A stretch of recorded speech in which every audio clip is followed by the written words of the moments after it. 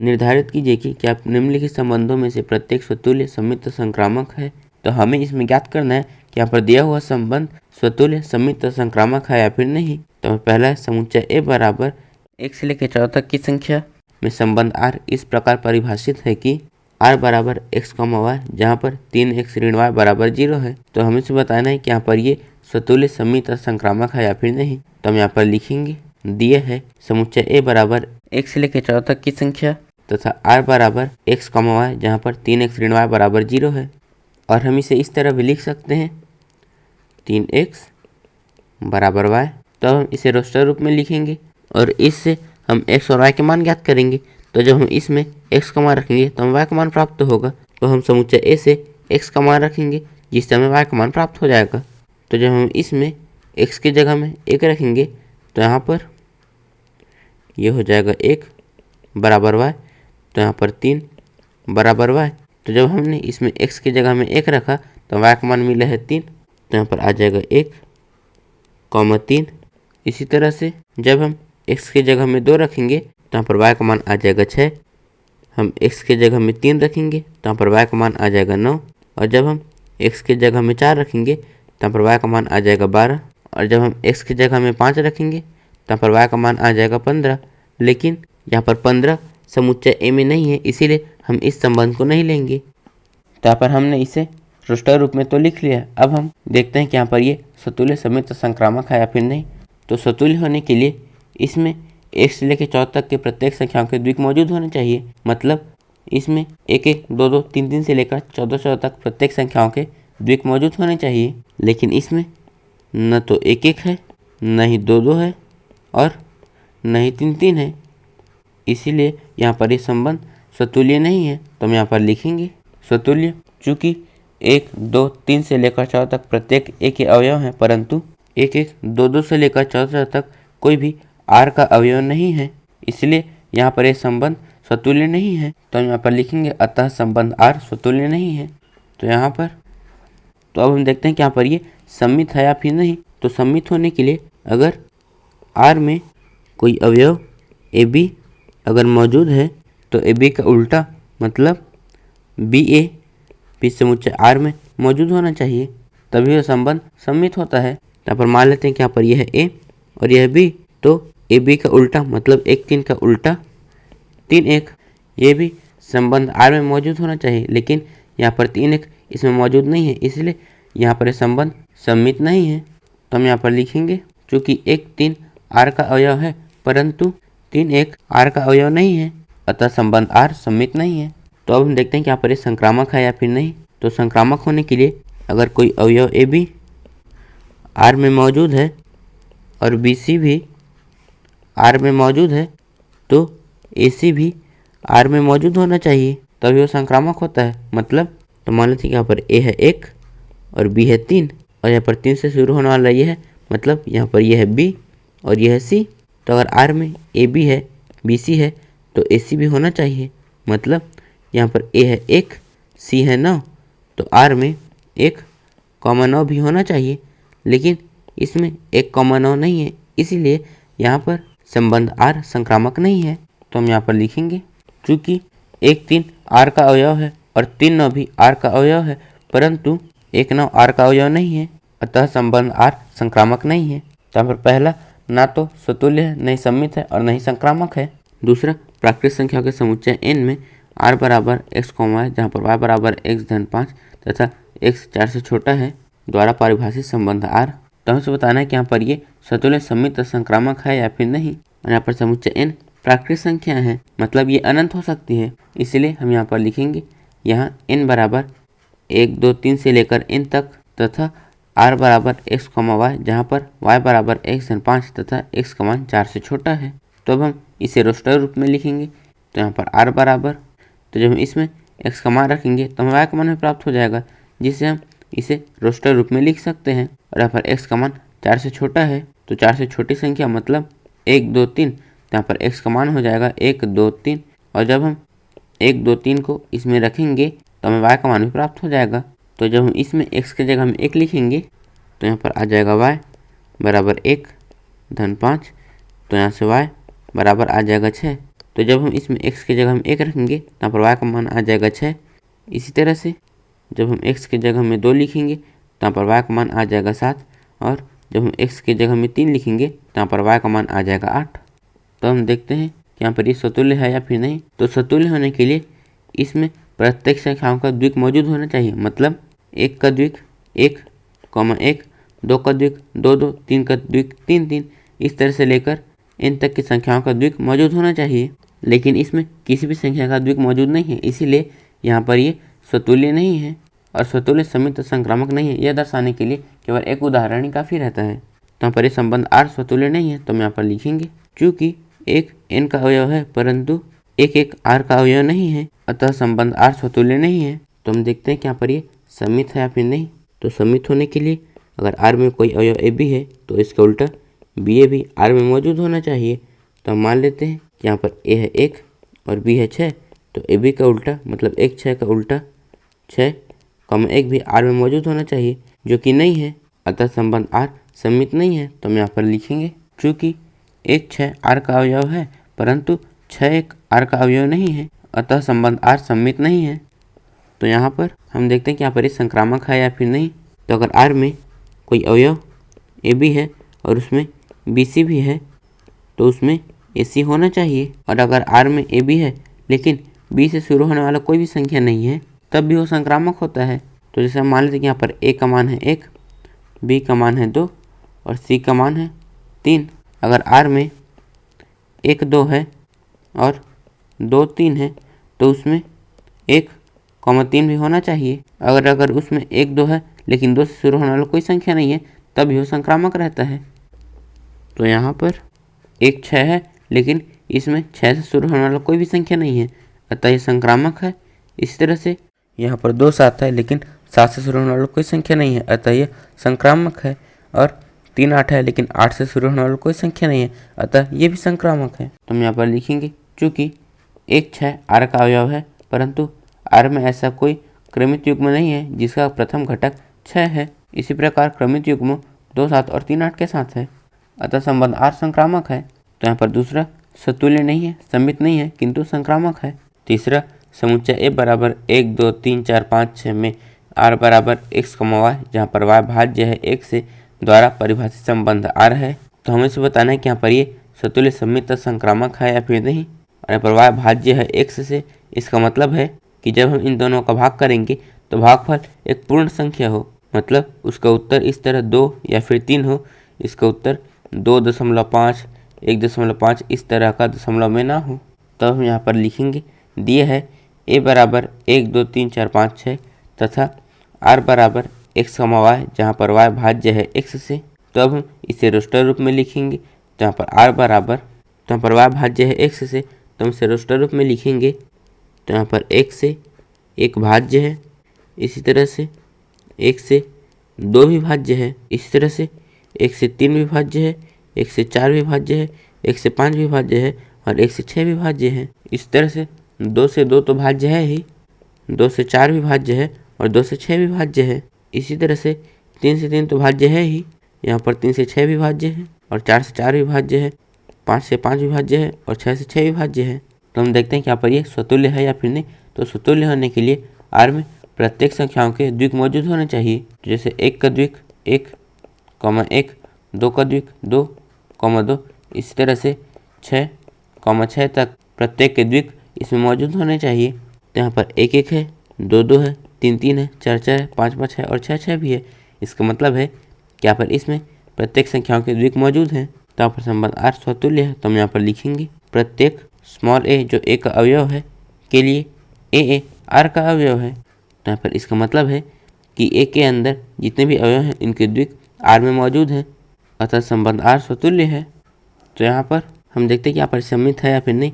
तो समित होने के लिए अगर r में कोई अवयव ab है तो उसका उल्टा ba भी मौजूद होना चाहिए।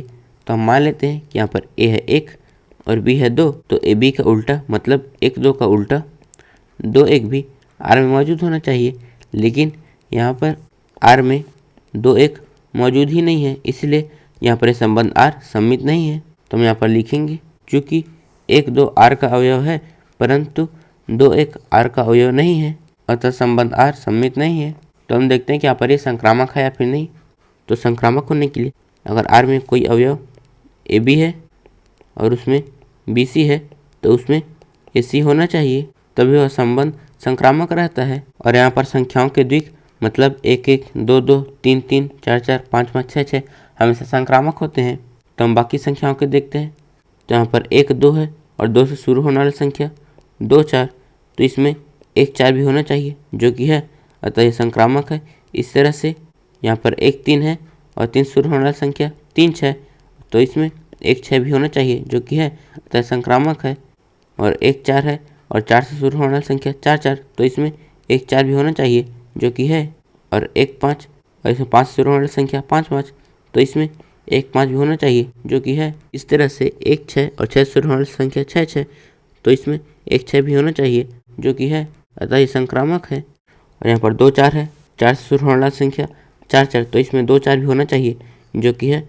और यहाँ पर 2 6 है और 6 से शुरू होने वाली संख्या 6 6, तो इसमें 2 6 भी होना चाहिए जो कि है।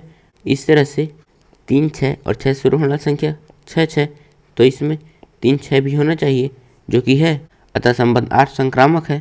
तो हम यहाँ पर लिखेंगे प्रत्येक AB R का अवयव है तथा BC R का अवयव है के लिए AC R का अवयव है, अतः संबंध R संक्रामक है। तो यहाँ पर ये स्वतुल्य है, संक्रामक है किंतु सममित नहीं है।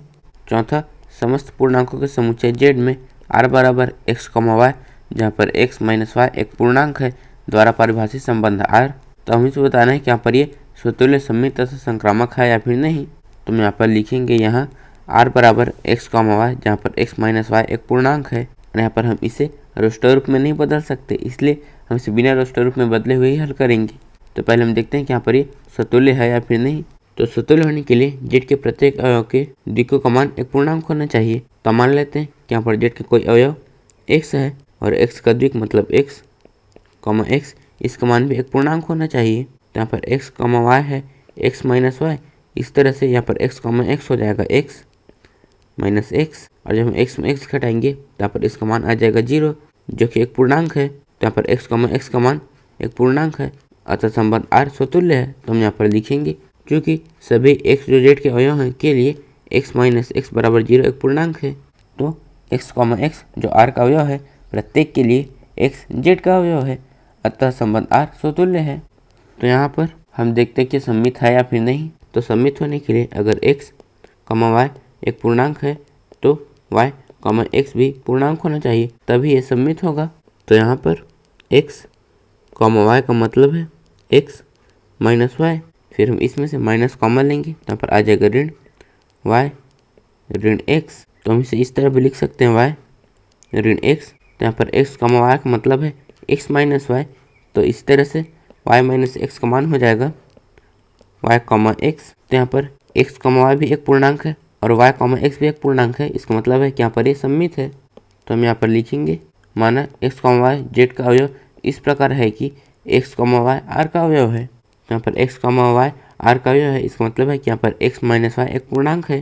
तो सममित होने के लिए अगर x, y एक पूर्णांक है तो y, x भी एक पूर्णांक होना चाहिए। तो यहाँ पर हम लिखेंगे ऋण y ऋण x एक पूर्णांक है, इसका मतलब है कि y ऋण x एक पूर्णांक है। और यहाँ पर x, y का मतलब है x ऋण y, तो यहाँ पर y ऋण x का मतलब हो जाएगा y, x जो कि R का अवयव है। तो यहाँ पर प्रत्येक x, y जो Z का अवयव है के लिए x, y R का अवयव है और y, x भी R का अवयव है, अतः संबंध R सममित है। तो हम देखते हैं कि यहाँ पर ये संक्रामक है या फिर नहीं। तो संक्रामक होने के लिए अगर यहाँ पर x, y एक पूर्णांक है और y, z भी एक पूर्णांक है, तो x, z को भी पूर्णांक होना चाहिए, तब ये संक्रामक है।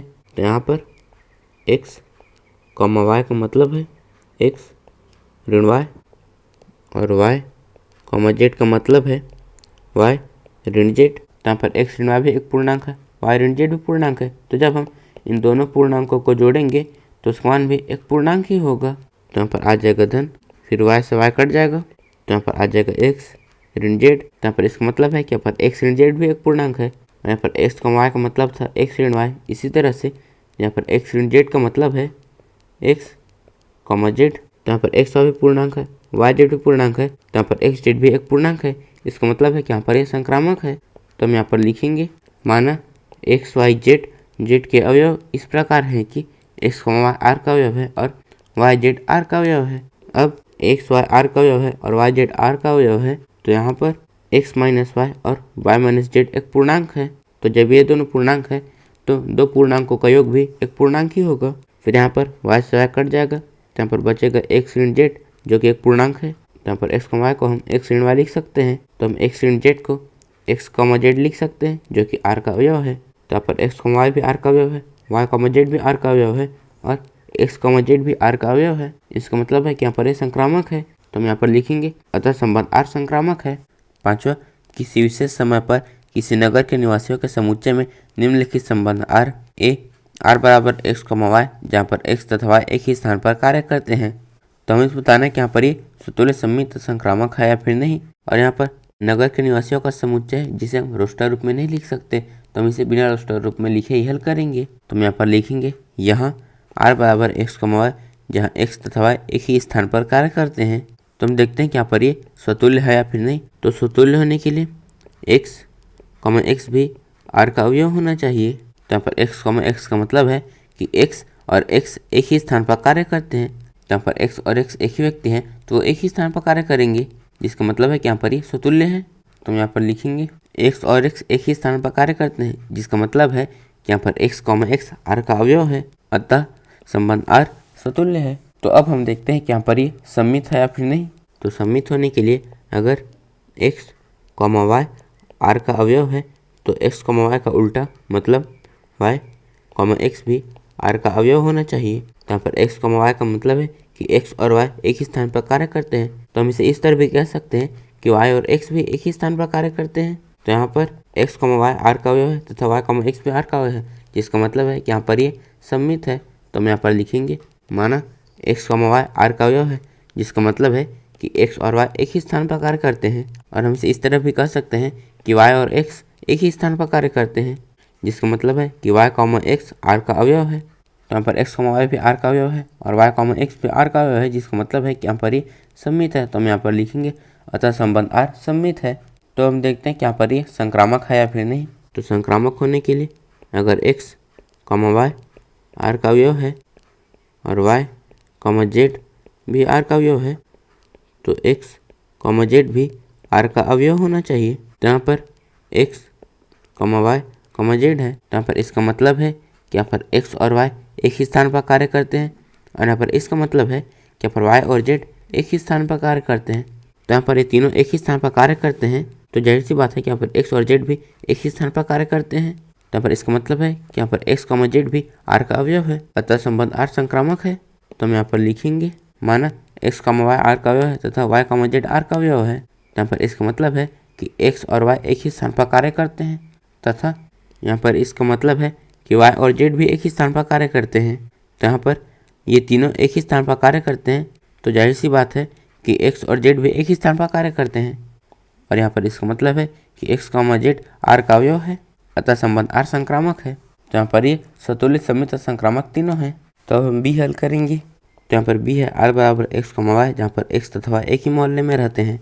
यहाँ पर ए जैसा ही है, बस इसमें एक्स तथा वाई एक ही स्थान में कार्य न करके एक्स तथा वाई एक ही मोहल्ले में रहते हैं। तो हम यहाँ पर लिखेंगे यहाँ आर बराबर एक्स वाई, जहाँ पर एक्स तथा वाई एक ही मोहल्ले में रहते हैं। तो हम देखते हैं यहाँ पर ये स्वतुल्य है फिर नहीं। तो स्वतुल्य होने के लिए एक्स तथा एक्स एक ही मोहल्ले में रहने चाहिए। तो यहाँ पर एक्स और एक्स एक ही व्यक्ति हैं, तो जाहिर सी बात है कि वो एक ही मोहल्ले में रहेंगे। तो यहाँ पर ये संबंध स्वतुल्य है। तो हम यहाँ पर लिखेंगे एक्स तथा एक्स एक ही मोहल्ले में रहते हैं, जिसका मतलब है कि एक्स आर का अवयव है, अतः संबंध आर स्वतुल्य है।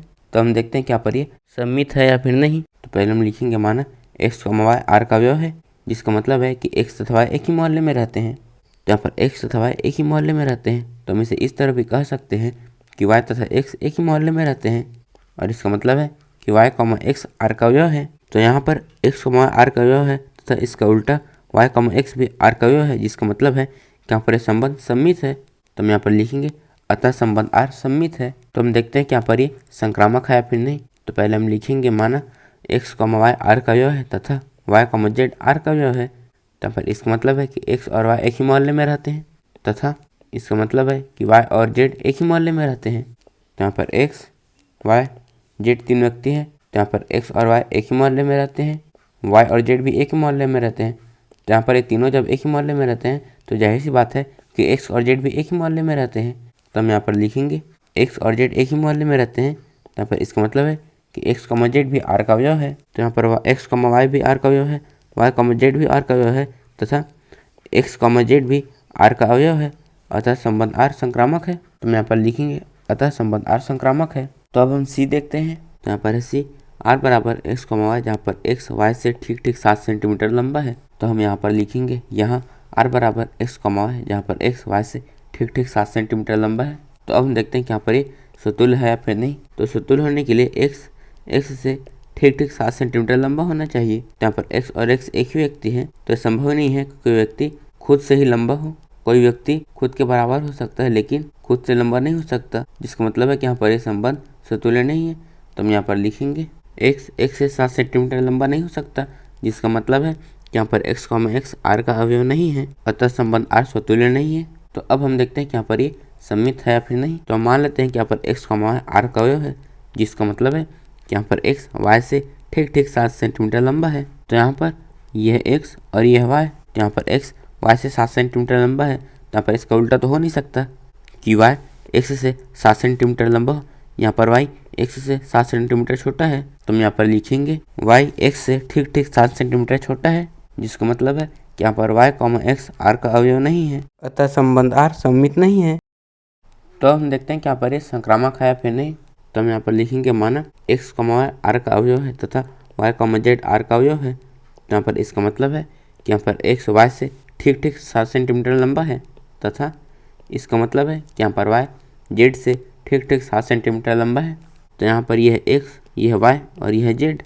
तो यहाँ पर x y से 7 सेंटीमीटर लंबा है और यहाँ पर y z से 7 सेंटीमीटर लंबा है। तो यहाँ पर x z से 7 + 7 14 सेंटीमीटर लंबा है और संक्रामक होने के लिए यहाँ पर x z से 7 सेंटीमीटर लंबा होना चाहिए, लेकिन यहाँ पर x z से 14 सेंटीमीटर लंबा है, जिसका मतलब है कि यहाँ पर x, z r का अवयव नहीं है, अतः संबंध r संक्रामक नहीं है। तो हम यहाँ पर लिखेंगे x z से 14 सेंटीमीटर लंबा है, जिसका मतलब है कि यहाँ पर x, z r का अवयव नहीं है, अतः संबंध r संक्रामक नहीं है। तो यहाँ पर यह न तो सतुल्य है, नहीं सममित है और नहीं संक्रामक है। तो हम d देखते हैं। तो यहाँ पर d है r बराबर x, y, जहाँ x y की पत्नी है। तो हम यहाँ पर लिखेंगे यहाँ r बराबर x, y, जहाँ x y की पत्नी है। तो हम देखते हैं कि यहाँ पर सतुल्य है या फिर नहीं। तो सतुल्य होने के लिए x की पत्नी होनी चाहिए। तो यहाँ पर x और x एक ही व्यक्ति हैं, तो संभव नहीं है कि यहाँ पर कोई व्यक्ति खुद की पत्नी हो, जिसका मतलब है कि यहाँ पर संबंध r सतुल्य नहीं है। तो हम यहाँ पर लिखेंगे x की पत्नी नहीं हो सकती, जिसका मतलब है कि यहाँ पर x, x r का अवयव नहीं है, अतः संबंध r सतुल्य नहीं है। तो हम देखते हैं कि यहाँ पर ये सममित है या फिर नहीं। तो हम यहाँ पर लिखेंगे माना x, y r का अवयव है, जिसका मतलब है कि यहाँ पर x y की पत्नी है। तो यहाँ पर x है पत्नी और y है पति। तो यहाँ पर y पति, जिसका मतलब है कि पुरुष है, तो संभव ही नहीं है कि यहाँ पर y x की पत्नी हो, क्योंकि यहाँ पर y x का पति है। तो हम यहाँ पर लिखेंगे y x का पति है, जिसका मतलब है कि यहाँ पर y, x r का अवयव नहीं है, अतः संबंध r सममित नहीं है। तो यहाँ पर हम देखते हैं कि यहाँ पर ये संक्रामक है फिर नहीं। तो संक्रामक होने के लिए हमें मानना पड़ता है कि यहाँ पर x, y r का अवयव है, जिसका मतलब है कि यहाँ पर x पत्नी है, y पति है तथा y, z r का अवयव है। यहाँ पर इसका मतलब है कि y पत्नी है, z पति है, लेकिन यहाँ पर ये संभव ही नहीं है, क्योंकि यहाँ पर y पति है, जिसका मतलब है कि पुरुष है, लेकिन इसमें y पत्नी है। तो कोई व्यक्ति खुद ही पति और खुद ही पत्नी तो हो ही नहीं सकता। तो अगर x का y से संबंध है तो y का z से संबंध हो ही नहीं सकता। तो हम इसे इस तरह से लिखेंगे माना x, y r का अवयव है, तो y, z r का अवयव नहीं हो सकता। तो यहाँ पर x, y है लेकिन y, z ही नहीं है, जिसका मतलब है कि यहाँ पर ये संक्रामक है। अगर x, y भी होता, y, z भी होता, लेकिन x, z नहीं होता, तो यहाँ पर ये संक्रामक नहीं होता। लेकिन यहाँ पर x, y है लेकिन y, z ही नहीं है, जिसका मतलब है कि यहाँ पर ये संक्रामक है। तो हम यहाँ पर लिखेंगे अतः संबंध r संक्रामक है। तो यहाँ पर ये सतुल्य नहीं है, सममित नहीं है, किंतु संक्रामक है। तो हम ई देखते हैं। तो यहाँ पर ई है r बराबर x, y, जहाँ x y के पिता हैं। तो हम यहाँ पर लिखेंगे यहाँ r बराबर x, y, जहाँ पर x y के पिता हैं। तो हम देखते हैं कि यहाँ पर ये सतुल्य है या फिर नहीं। तो सतुल्य होने के लिए x के पिता होने चाहिए। तो यहाँ पर x और x एक ही व्यक्ति हैं, तो यहाँ पर संभव नहीं है कि कोई व्यक्ति खुद का ही पिता हो। तो यहाँ पर इसका मतलब है कि x, x r का अवयव नहीं है, अतः संबंध r स्वतुल्य नहीं है। तो हम यहाँ पर लिखेंगे x x के पिता नहीं हो सकते, जिसका मतलब है कि यहाँ पर x, x r का अवयव नहीं है, अतः संबंध r स्वतुल्य नहीं है। तो अब हम देखते हैं क्या पर ये सम्मित है या फिर नहीं। तो हम मान लेते हैं कि यहाँ पर x, y r का अवयव है, जिसका मतलब है कि यहाँ पर x y के पिता है। तो यहाँ पर x है पिता, y है पुत्र। तो यहाँ पर x y के पिता है, तो इसका उल्टा मतलब y x का पिता नहीं हो सकता, क्योंकि यहाँ पर y तो पुत्र है। तो हम यहाँ पर लिखेंगे y x का पुत्र है, जिसका मतलब है कि यहाँ पर y, x r का अवयव नहीं है, अतः संबंध r सम्मित नहीं है। तो अब हम देखते हैं कि यहाँ पर ये संक्रामक है या फिर नहीं। तो मान लेते हैं कि यहाँ पर x, y r का अवयव है तथा y, z भी r का अवयव है। तो यहाँ पर इसका मतलब है कि x y के पिता है तथा इसका मतलब है कि y z के पिता है। तो यहाँ पर ये x, यह y, यह z। तो यहाँ पर इसका मतलब है कि x y के पिता है और यहाँ पर इसका मतलब है कि y z का पिता है। तो यहाँ पर x y के पिता है और y z के पिता है। तो यहाँ पर x और z में दादा पोते का संबंध है, न कि पिता और पुत्र का। तो यहाँ पर इसका मतलब है कि x है दादा, y है पिता तथा z है पुत्र। तो यहाँ पर x और z में दादा और पोते का संबंध है। तो यहाँ पर लिखेंगे x z के दादा है, जिसका मतलब है कि यहाँ पर x, z r का अवयव नहीं है। तो यहाँ पर x, y है, y, z है, लेकिन x, z नहीं है, जिसका मतलब है कि यहाँ पर संबंध r संक्रामक नहीं है। तो हम यहाँ पर लिखेंगे अतः संबंध r संक्रामक नहीं है। तो यहाँ पर ये न तो स्वतुल्य है, न ही सम्मित है और न ही संक्रामक है। इस प्रश्नावली के नोट्स आप नीचे डिस्क्रिप्शन में दी लिंक से डाउनलोड कर सकते हैं और ऐसी वीडियोस के लिए चैनल को सब्सक्राइब जरूर करें। धन्यवाद।